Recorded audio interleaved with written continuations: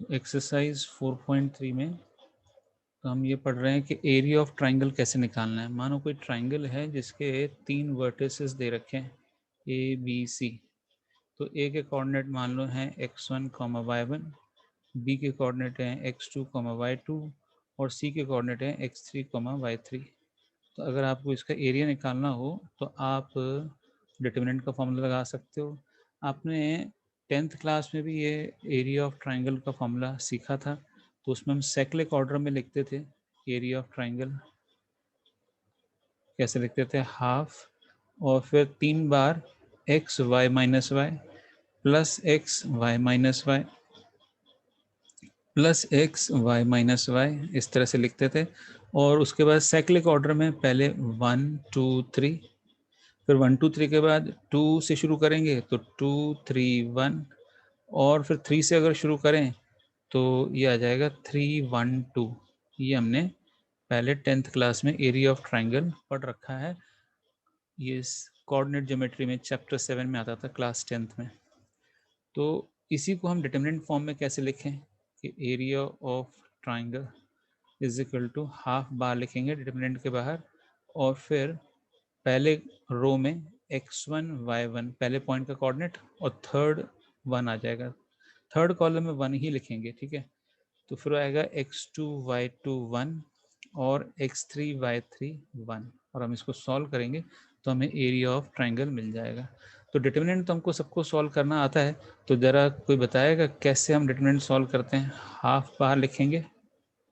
Area of triangle को हम कभी कभी डेल से भी डिनोट करते हैं, ये जो सिंबल है ये डेल का सिंबल है।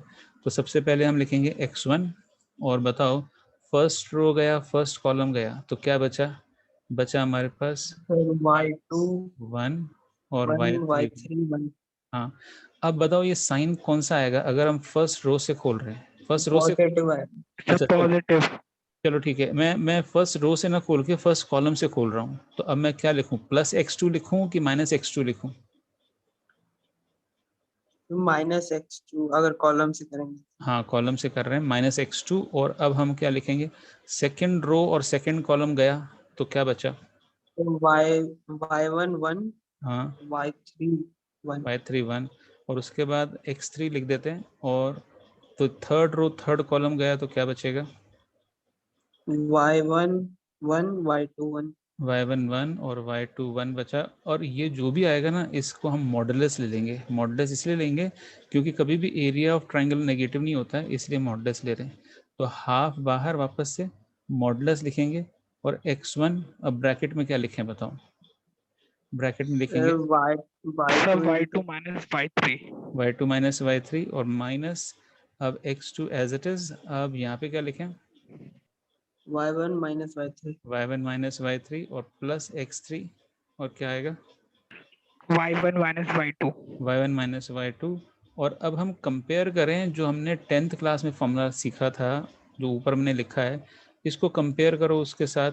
तो कहाँ डिफरेंस आ रहा है? x1 वाला टर्म तो सेम एज इट इज है, x3 वाला टर्म भी मुझे सेम लग रहा है, बीच वाला टर्म यहाँ प्लस x2 और y3 माइनस y1 है, पर यहाँ पर माइनस x2, पर y3 माइनस y1 की जगह यहाँ पर y1 माइनस y3 है। तो इसको हम चाहें तो माइनस कॉमन निकाल के प्लस बना सकते हैं, और नहीं तो एज इट इज यूज करो। तो मेरे ख्याल से समझ यस सर। आ गया होगा, तो सेम ही है। तो डिटरमिनेंट से भी हम एरिया ऑफ ट्राइंगल निकाल सकते हैं, ठीक है। इसके बाद आगे बढ़ते हैं अपन, रिमार्क्स पढ़ेंगे। तो पहला रिमार्क पढ़ रहे हैं अपन, कहते हैं since the area is positive quantity we always take the absolute value of the determinant. यानी हम क्या करेंगे इसमें? एब्सोल्यूट वैल्यू लेंगे। तो एब्सोल्यूट वैल्यू का मतलब है मॉडुलस लेंगे, पॉजिटिव वैल्यू लेंगे। तो if area is always is given, use both positive and negative values of the determinant. If the area is given, use both the positive and negative values of the determinant for calculation. ये ध्यान रखना है अपन को।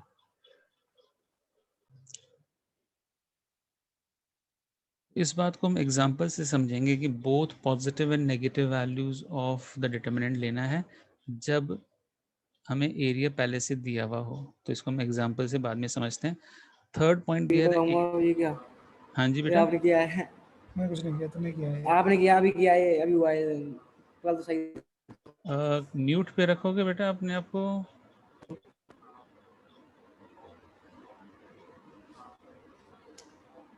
हाँ जी,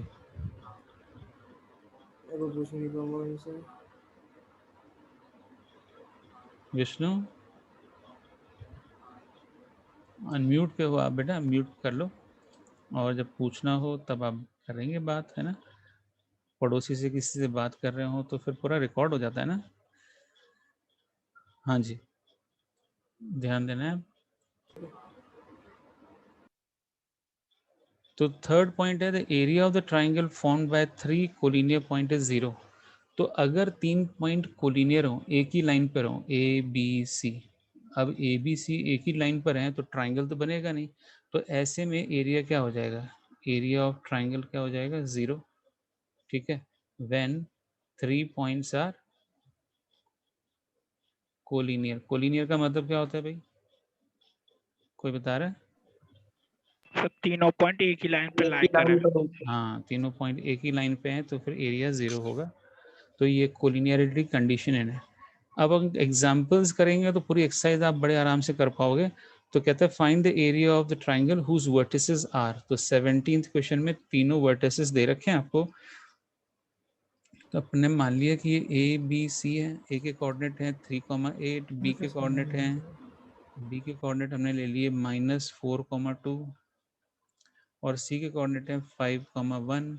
और अब हम area निकालेंगे। तो एरिया निकालने के लिए हम फॉर्मूला वही यूज़ कर रहे हैं, half x1 y1 1, x1 y1 1 की जगह 3 8 1 लिख देते हैं, x2 y2 1 की जगह -4 2 1 और x3 y3 1 की जगह 5 1 1 लिख के और सॉल्व कर लेते हैं इसको। तो del is equal to half. और अब हम कॉलम से खोल रहे हैं, फर्स्ट कॉलम से खोल लेते हैं। तो 3 एज इट इज़, इसका मॉडुलस भी लेंगे। 3 एज इट इज़ बताओ, मेंटली पकड़ के बताओ क्या आएगा। 2 - 1 क्या होता है, 1। उसके बाद -4 और अब मेंटली करके बताओ 8 1 ज़ा 8, 8 - 1 क्या हो जाएगा भाई, 7। डायरेक्ट कर रहे हैं। उसके बाद दिख रहे हैं 5 5 अगर हम हटा दें, मतलब थर्ड रो थर्ड कॉलम हटा दें तो बचा 8 - 2। हाँ 8 - 2 दैट इज 6। तो सिंप्लीफाई किया और मॉडुलस निकाला तो हाफ। तो 3 7 4 ज़ा +28 और 5 6 ज़ा +30। तो ये कितना आ रहा है भाई, 61/2 आ रहा है क्या? Yes sir 61/2। बिल्कुल सही है, 61/2 आ गया हमारा आंसर। ये था हमारा क्वेश्चन एग्जाम्पल नंबर 17। अब कर रहे हैं एग्जाम्पल 18। तो एग्जाम्पल 18 में क्या बोल रहा है, तो एग्जाम्पल 18 में लिखा है find the equation of the line joining A and be using determinants and find k if dk, 0 is a point such that the area of the triangle ABD is 3 square units। तो दो part हैं इसके आपके। तो एक बार तो हमें equation निकालनी है लाइन की। तो इक्वेशन जब निकालते हैं तो उस पे 2 पॉइंट दे रखे हैं। तो फर्स्ट पार्ट क्या है, equation of line, equation of line passing through, passing through पहला पॉइंट है a1,3 और दूसरा पॉइंट है b0,0। तो ये हो गया a1,3 और दूसरा पॉइंट b0,0। तो अब हम तीसरा पॉइंट जनरल हम p मान लेते हैं, कहीं पे भी मान सकते हैं उसको, और उसके जनरल कोऑर्डिनेट x, y। तो फिर से हम एरिया ऑफ ट्राइंगल का फॉर्मूला लगाएंगे और इक्वेशन मिल जाएगी स्ट्रेट लाइन की। तो मुझे बताओ जब 3 पॉइंट एक ही लाइन पे हो तो एरिया क्या होता है, 0 होता है। तो फिर हम लिख देंगे हाफ और x1 y1 1, x y 1, x2 y2 1 यानी 1 3 1 और x3 y3 1 0 0 1 ऐसा कर लेते हैं। तो इसको हम क्या लिखें, इज इक्वल टू एरिया क्या है, 0। तो इसको सॉल्व करेंगे तो आंसर हमें मिल जाएगा और इक्वेशन ऑफ लाइन मिल जाएगी। तो बहुत ही आसान होगा कि अगर हम थर्ड रो से खोल दें, थर्ड रो से खोल दें क्या इसको, थर्ड रो से खोल रहे हैं। तो पहला टर्म 0, बताओ 0, थर्ड रो थर्ड कॉलम हटाओगे तो क्या बचेगा, थर्ड रो थर्ड कॉलम हटाएंगे तो क्या बचेगा, XY 1 3 एक्स वाई 1 3, उसके बाद बीच में से -0 लिख दो। चल कि एक्चुअली हाँ -0 लिखा तो थर्ड रो सेकंड कॉलम हटाया, बचा हमारे पास x1 1 1, तो ये भी 0 आने वाला है। फिर लास्ट में थर्ड रो थर्ड कॉलम हटाओ, थर्ड रो थर्ड कॉलम हटाओ। x1 हाँ तो ये हो जाएगा एक्स वाई 1 3, ठीक है, और ब्रैकेट क्लोज और इज इक्वल टू 0। तो चलो सिंप्लीफाई करते हैं। हाफ, ये पहला टर्म तो 0 आएगा, दूसरा टर्म भी 0 आएगा, थर्ड टर्म क्या आएगा 3x, sir 3x minus y. हाँ 3x माइनस वाई और इज इक्वल टू 0। ये 2 जो है वहाँ 0 से मल्टीप्लाई कर दो तो हमारी इक्वेशन आ जाएगी 3x minus Y equal to 0। ये स्ट्रेट लाइन की इक्वेशन है, equation of line passing through 2 given points, 2 point से जाने वाली लाइन की इक्वेशन ऐसे निकालते हैं। तो ये तो एग्जाम्पल 18 का फर्स्ट पार्ट हो गया। अब 18 का ही सेकेंड पार्ट कहाँ से शुरू हो रहा है, देखो यहाँ बताया है, कहता है यहाँ से इफ डी के comma 0 is a point such that the area of the triangle ABD is 3 square units. तो एरिया दे रखा है 3, तो फिर हम डी, हाँ जी बताओ। है क्या? सर हाफ हाँ तो एग्जाम्पल 18 का सेकेंड पार्ट है और इसमें हमें डी पॉइंट दे रखा है k, 0 और एरिया दे रखा है 3। तो एरिया ऑफ ट्राइंगल की जगह हम पहले फॉर्मूला लिख देते हैं हाफ और मॉडुलस में x1, सॉरी मॉडुलस में लिखे अपन उनके डिटरमिनेंट के फॉर्म में लिखें तो ज़्यादा बेटर है। तो डिटरमिनेंट के फॉर्म में लिखें क्योंकि हम डिटरमिनेंट सीखा है, तो डिटरमिनेंट लिख देते हैं अपन। तो फर्स्ट रो में लिखेंगे x1 y1 1, x2 y2 1 और x3 y3 1। ये हमारा फॉर्मूला, और इसमें हमने एरिया ऑफ ट्राइंगल की जगह +-3 लिखना है। सर ये +-3 क्यों लिखना है, ये बताया था कि जब अननोन क्वांटिटी हो तो हमें एरिया में +-3 लिखना है। देखो कहाँ पढ़ा था हमने, पॉइंट नंबर 2। कहाँ है पॉइंट नंबर 2, ये रिमार्क्स में कहता है if the area is given use both positive and negative values of the determinant for the calculation। इसलिए हम दोनों वैल्यूज लेंगे +-3। तो उसका बात समझ में आ जाएगी कैसे होगा। तो हमने लिखा 1 3 और 1, x1 y1 1, फिर x2 y2 1 की जगह 0 0 1 और थर्ड के 0 1। हम चाहें तो इसको हम सेकेंड रो से खोल दें तो ज़्यादा आसान रहेगा। तो +-3 क्या लिखवाओगे, देखें सबसे पहले क्या लिखें 0, और जो भी आएगा वो तो 0 से मल्टीप्लाई होगा, बल्कि वैसे -0 लिखना चाहिए। फिर आएगा नेक्स्ट टर्म में +0 और जो भी आएगा वो तो वापस से 0 होने वाला है। और थर्ड में फिर क्या लिखें, +1 लिखें कि -1 लिखें यहाँ पर, -1। हाँ -1 बाहर। और अब क्या करेंगे,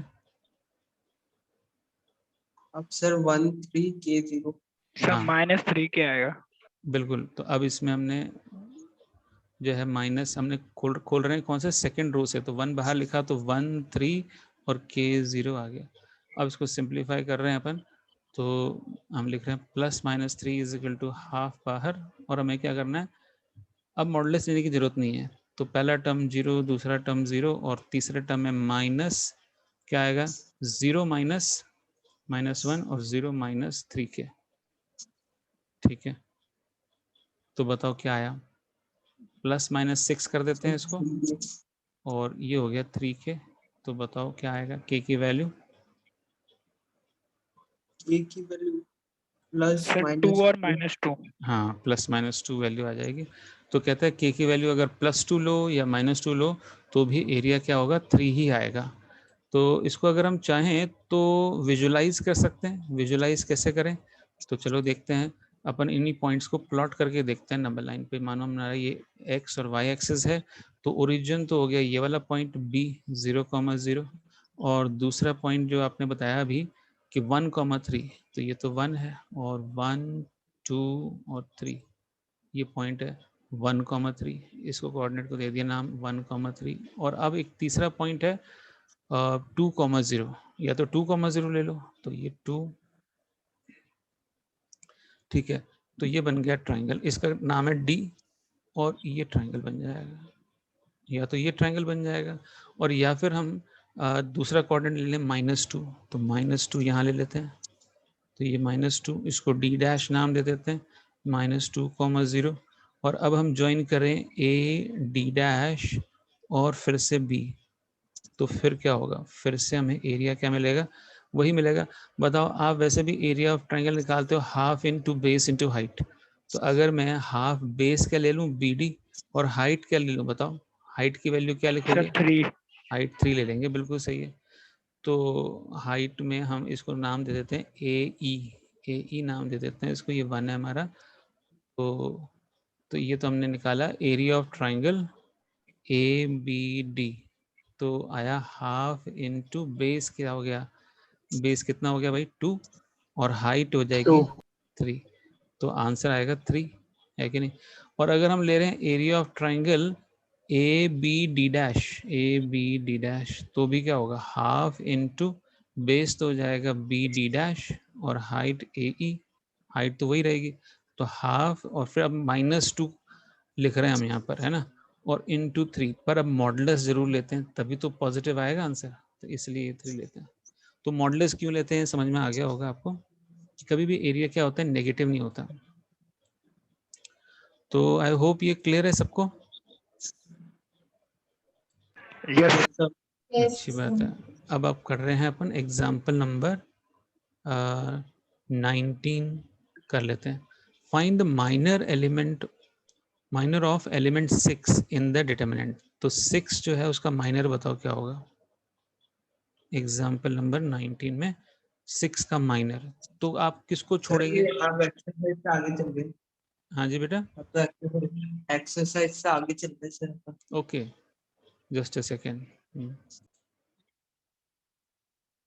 तो 4.3 एक्सरसाइज बड़े आराम से हो जाएगी। फर्स्ट क्वेश्चन में क्या है, find the area of the triangle, 3 vertices दिए हैं, एरिया ऑफ ट्राइंगल निकल जाएगा।